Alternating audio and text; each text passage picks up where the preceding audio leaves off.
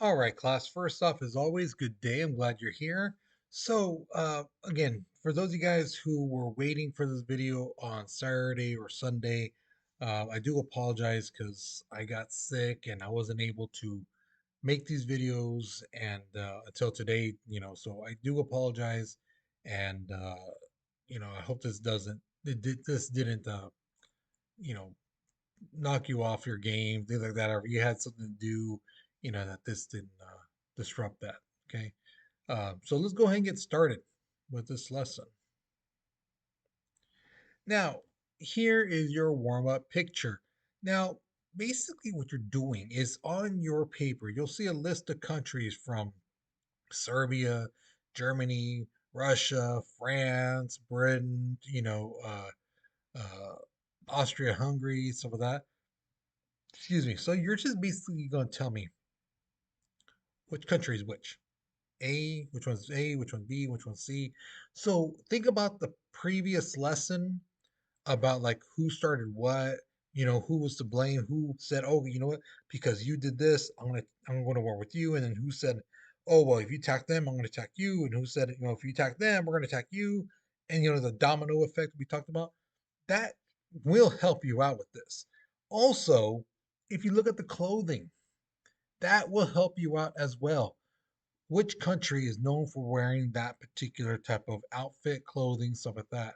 Okay, so use your prior knowledge, use what you've learned so far to help you out in this warm up. And for those that are you like, okay, I think it's this one, I think it's this one sounds familiar, and then you got like what, two or three left, then make an educated guess. Basically, go like, I think it's this country, and this one is this country, things like that.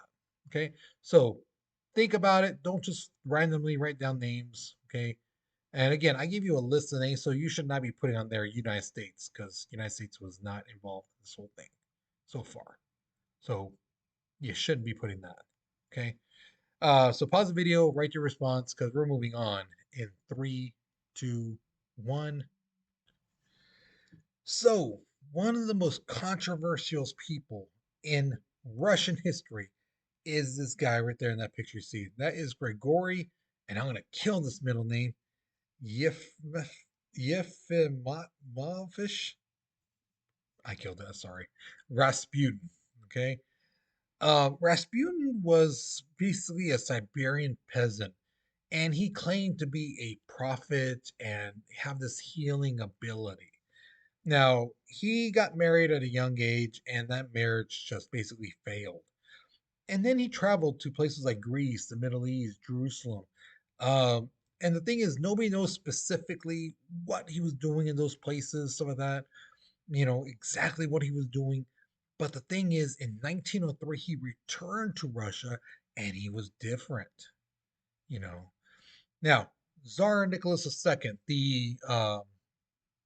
the king, emperor of Russia, his only son had hemophilia. Now, if you haven't been taking medical classes, you may not know this, but hemophilia is like if you get cut, right? And then after like a day or so, you see that the blood starts to like get hard and to scab and some of that. That's basically the blood clotting, meaning that it's going to stop any more blood from coming out. Okay, that's what's there for. That's why they tell you don't pick the scabs because you're basically getting rid of that and letting more blood squirt out and some of that. But a hemophilia person, their blood does not clot. So when they get a cut, it just comes out. And this can cause severe bleeding in the person. They can die, from blood lossage. Now the thing is, they've tried all kinds of doctors. All kinds of doctors came up and said, you know what? Um, we don't know. We know what's going on. We tried everything, la la la. So word got to the royal family that there's this guy named Rasputin who's a healer. So they figured, okay, well, might as well try this guy. So Rasputin came in and basically told the family, okay, you guys need to leave. I'm gonna heal this boy, but you can't be here. And so they leave, and basically he somehow the kid is healed. His hemophilia is gone. Now, the royal family was like, oh my gosh, this guy is a healer. Oh, he's so great, la la la. But there were some people in Russia who just looked at him and was like, something's wrong with this guy. Something's up. There's something not right about him. And like I told students in class, if you look at his eyes, you could probably get that feeling too, like something's not right here, you know. So a lot of people didn't like him, but the royal family did. They loved him because of what he did. Now, when World War One started, basically, Tsar Nicholas II told his wife, like, he goes, "Hey, anything dealing with the war, I'll handle. Anything going on in the country, you handle." Okay, but the thing is, the wife of Tsar Nicholas II, she wasn't like very political. She didn't know what to really do. So she needed advisors, people to help her make decisions. And of course, she looks none other than to Rasputin. And she tells him, will you help me run this country? And he's like, absolutely. So he is pretty corrupt. He's a womanizer and things like that.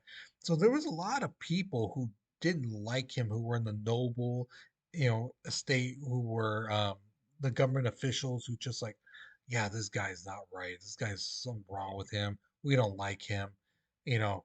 So what they did is on December 30th, 1916, they basically beat the crap out of him. They stabbed him and left him out in the snow and like, okay, he's gonna die. Well, then he comes in and he's alive. He's beaten up, but he's still walking about. So they shoot him twice, thinking, okay, he's dead. But this guy comes up like the living dead, pops right up, this and that. So they're like, oh, this dude is like a cockroach. You can't kill him. So they beat the crap out of him again, right? Stab him and stuff, all that stuff again. Then they tie him up, put him in a sack, and throw him in a frozen river. Okay. Now that water is freezing. And he's going down, tied up, hands and feet. Right. When they find his body, they find out that yeah, he was tied up, but he was out of the knots on his feet. His hands were still tied, but he almost got out of those too before he drowned. So yeah, that was people are just like amazed, like this guy would not die. So now, the British, okay, some of these famous people from like a lot of places. So the British, the first guy who was very important was Winston Churchill. He was head of the British Navy, but the thing is, after a devastating loss, and I'm gonna kill this name again, Dardanelles, I believe it's called. Um, they were defeated badly by the Ottoman Empire, and it's something that could have been prevented. Churchill just, either by ego or not looking at everything, just lost a humiliating battle, devastating battle.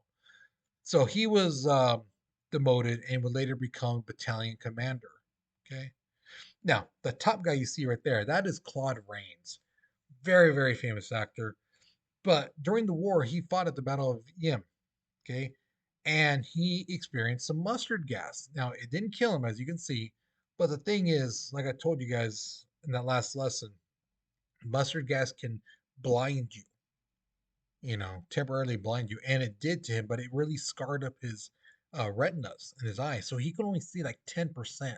So if you were to get your hand like this and put it to your eye and you see that little area, you can see that's basically all he could see. Everything else was covered or like foggy. Okay. And that was just in his right eye. He also, because he breathed it in, it tore up his vocal cords. So he had a gravelly voice and very much like this.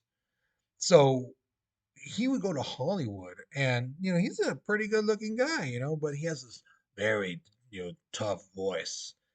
And so with his looks and his voice, he was seen as like, oh, I like this guy, that voice, that looks.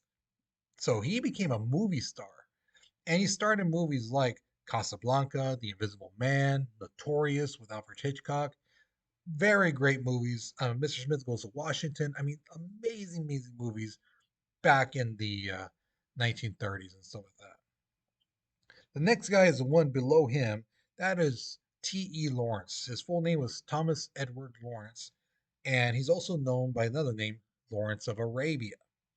Now, he was a colonel in the British Army, but before that, he was an archaeologist, basically like Indiana Jones. He was looking for lost cities and things like that, digging through the sand, trying to find these towns that were supposedly myths and legends and things like that. But once the war happened, um, he really worked alongside the Arab people, and he became world known because he helped basically the Arab revolt and campaigns against the Ottoman Empire, and he kind of bridged the gap between the Arabs and the British, and the Arabs really respected him because he was very knowledgeable and he really helped out the Arab people fight against the Ottoman Empire. Now, the next person is not pictured. His name is Keith Lucas. Keith Lucas was a very, very promising young neuroscientist and mathematician. This guy was uh, with a lot of other scientists who was really learning about the nervous system and the brain, like how heat, cold, being stabbed by a little pin, how those nerves travel in milliseconds through your body to your brain to say, "Ooh, this is too hot. This is too cold. This hurt." Things like that. So before the war, that's what he was working on. And then the war happened. And sadly, his plane collided with another British plane and he died. So, this promising young mind who's really on the cusp of new things um, basically died, you know. So, who knows what he could have discovered or learned and things like that had he lived. The next guy, also too, was a promising young physician. Uh, this guy, sorry, not physician, physicist. His name was Henry Moseley. Okay, and he, along with other people, discovered new elements in our periodic chart. So not just carbon, oxygen, things like that. No, no, he was discovering new stuff with other people. So he was very, very smart. And the thing is, at the Battle of Gallipoli um, in Turkey, he was killed. Okay, and again, promising future. Seemed like this guy was going to discover so many things, and he ends up dying at the age of 27 years old. Now, for the German Hungarian people, probably one of the most famous guys was a guy named Bela Lugosi. He's on that top picture you see right there. Um, He served for the 43rd Royal Hungarian Infantry. He was wounded twice at the Battle of Rothen and Carpathians. Okay.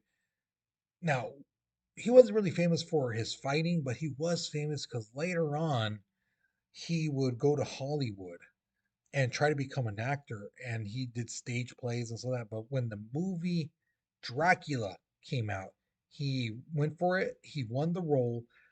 And everything about Dracula, the way they talk, the dress, everything, that's from him. So when you hear that, I want to suck your blood, I am Dracula, that's him because that's the way he talked in English. Not, in that tone, but that, I am this man, my name is Bela Lugosi, I this and that. But the thing is, because of Dracula, he wanted that rhythm of I want to suck your blood, I, children of the night, things like that. He had to put a rhythm to it. But that's where we get it from. Bela Lugosi. Okay. The other guy we've talked about before, Manfred von Richthofen, which is again the Red Baron, the guy you see right above my little, image. Um, he was supposedly shot down by the guy named Cedric Popkin with the Lewis machine gun. Now, is that 100% conclusive? No, because I've read some research saying that it was another plane that shot him. I read some other research that said, no, it was his plane that malfunctioned. But a large chunk of research I've done says that no, it was Cedric Popkin. So again, did he get shot down by the guy? Possibly. The odds are pretty high, but there's other theories about that. We don't really know for sure. Okay. Now, this next guy you might have heard of. His name was Adolf Hitler. He served in infantry, which is soldier fighting, right? And became a private in the 16th Bavarian Reserve, infantry regiment. And this group became known as the enlisted regiment. So basically, he was an Austrian citizen who volunteered to fight. Okay. Now, we'll talk about him later on, about what he did during the war and stuff like that. But I'm sure you probably know this too already. He becomes a major factor for World War II. Now, the last guy, I had to save the best for last. It's the other guy you see next to the Red Baron. That is Paul von Lithau Vorbeck, also known as the Lion of Africa. This dude was amazing. Okay. He was a general for the Imperial German Army and a commander in the forces in Africa. Now, in 4 years, he only had about 14,000 soldiers, but he fought back against the British, the Indian, the Belgian, the Portuguese. All these guys, if you put all their soldiers that fought against uh, Vorbeck, is basically 300,000 soldiers. So 14,000 versus 300,000 in a matter of 4 years. And he won a large majority of them, the battles. Tells you that dude he was good. He was so good, in fact, that when World War II happened, um, Hitler basically asked them, like, hey, will you be part of my group and things like that? And when he realized what the Nazis were all about, he's like, no. In fact, he told Hitler to take that position and shove it up his butt. This is the only guy in the history of the world who could say that to Hitler and still live. Because again, to the German people, he was a true German hero. And if Hitler did something to him, or if an accident happened, they would make him like a martyr. And then the German people would go against Hitler. Hitler knew this. So that's why that guy lived. So again, dude was the only guy to ever say that to Hitler. Now, the Americans had one of their number one guys, Alvin York. He was an American soldier who was famous for capturing 132 enemy soldiers all by himself. Yes, this is not make believe. This is not something that people just legends told. No, this Alvin York was an amazing sharpshooter with the bolt action rifle, and he was able to capture 132 enemy soldiers all by himself and led them back to the American side, and they captured those guys. So yeah, one man, 132 people, pretty amazing. The next guy is Ernest Hemingway.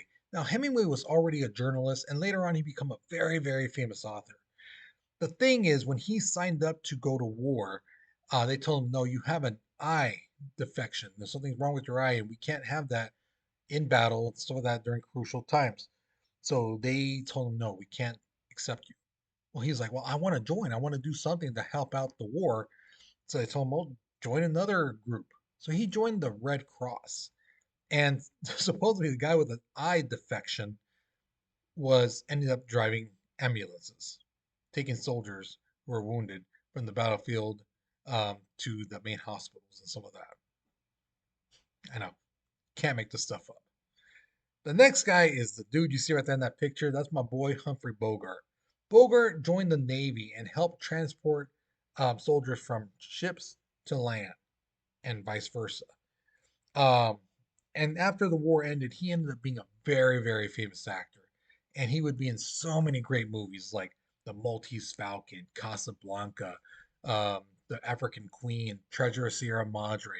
Amazing films. If you ever have a chance to watch them, you should watch them. But again, take into consideration this is from the 1930s, you know, 1920s, and yeah, the language and some of that in black and white. So just take that into consideration if you watch those movies.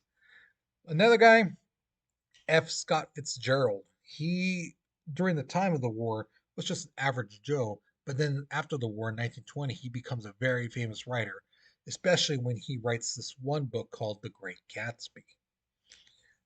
Edwin Hubble is the guy, again, just a standard dude, but after the war, he becomes an astronomer, and he's the guy who discovered that the universe is still expanding. Even right now, the universe is still expanding. So that's what he contributed to society. The next guy, Horace Pippin, very, again, African American. After the war, he becomes a very, very popular uh, artist. Okay. But like I told the class, during World War One, they would still be segregated. White soldiers here, black soldiers over here. Now, some other Europeans, some of the more famous ones. Mata Hari, and her real name was Margaret Zelly. She was a Dutch woman who moved to Paris to become an exotic dancer. All right. But the thing is, she became the lover of this one diplomat. Problem is, during the war, she was paid to become a spy, um, to basically look at what the French are doing, report to the Axis, what they were doing, were they having soldiers, things like that. And she didn't. She didn't do any of that stuff. Okay. Now, later on, she fell in love with the Russian captain, and this is where she ends up being a spy. She spies on the German for the French. Now, in this book called The Art of War, Sun Tzu says that when you have a spy and you use them up, basically they've served their purpose, you're supposed to kill them because that way then they can't turn on you. Okay, that's the mentality of it. And that's what France does exactly. They end up um, claiming that she betrayed them by, again, accepting money to spy on them. She's like, I didn't, I didn't spy on you guys. They're like, yeah, but you accepted money, ergo, you were going to spy on us, so you're guilty. And they ended up executing her by a firing squad in 1917. Yeah. The next guy is the one you see at the bottom there. That is Maurice Chevalier. This guy became a very, very famous American actor in Hollywood. He's the guy where, if you hear the French people talking in movies, like, where are we going here? Why are we going there? You know, we have this stupid accent. Stuff like that. It's because of him. Okay, because that's the way he talked in the movies with that French accent and just had that rhythm that people associated with the French people. It's because of that guy. Okay. But during the war, he got hit with a grenade, a bomb, exploded, and shrapnel. Remember, that's what kills people, is the shrapnel, the pieces of metal flying everywhere, and it just hit him right in the chest. And he was bleeding out. He survived, but the thing is, he was captured as a prisoner of war, a POW. Okay, but eventually he'd get out, things like that, and becomes an actor. All right, so here's my question to you. Do you think every male citizen in our country should serve at least 2 years in the armed forces? Whether it's Army, Navy, Marines, Air Force, Coast Guard, things like that. What do you think? Should all males have to serve at least 2 years? Why or why not? Okay, so be sure to explain why you believe yes or why you believe no. And if you notice, there's no writing prompt on the bottom because, again, I want to see how well you can start off a sentence. Okay, I've been giving you writing prompts, whether you use it or not. I've been giving them to you. Now I want to see how you do without that. Okay, so with that being said, guys, hopefully you learned something new. Hopefully you enjoyed this lesson. So you guys, you take care, you be safe, and I'll see you guys later. Okay.